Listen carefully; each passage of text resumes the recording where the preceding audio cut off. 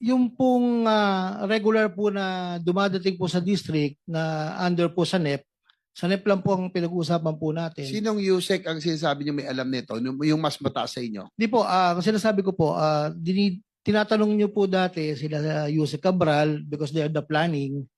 So kami po, hindi po namin alam po sa level po namin yung sa mga ganyan pong funding, Your Honor. Dahil nung huling appear dito ni Congressman Toby Tiangco, may mga dala siyang dokumento. At doon sa kanya pinakita, Mr. Chair, marami po ang insertions at bigla bumukol, lumaki ang sa Mindoro at sa Bulacan. So, yun po ay na documented, dala ni Congressman Tiangco. Hindi niyo pa i-confirm, Engineer Alcantara, na may alam kayo doon? Hindi ko po alam, Your Honor, talaga po. Pagdating po sa funding, Your Honor. Sino ba talaga ang mastermind sa inyong dalawa? Sabi ni Bryce Hernandez, kayo po, engineer. Your Honor, yung pong ghost project yan, talaga pong wala po akong alam sa ghost project na yan, Your Honor. Mr. Chair, with the indulgence of Senator JBR. Senator Erwin Tulfas recognized. Mr. Chair, can we ask this person to show cause, order a show cause order for him today bago natin i-cite for contempt? Last week pa ito, dalawang hearing na itong nagsisinungaling. Sa mga taong sa baba, lahat may kasalanan, ikaw wala.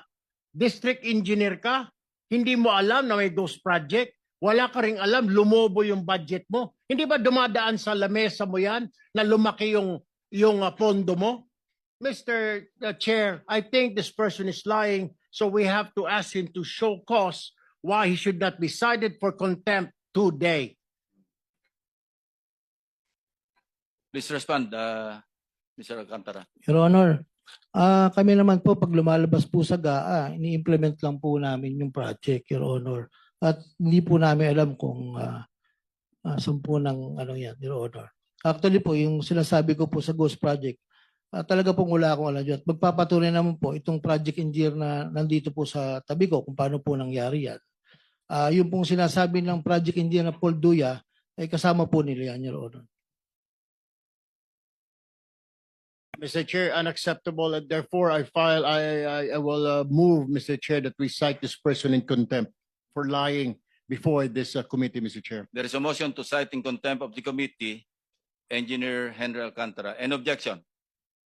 Hearing none, you are cited for contempt.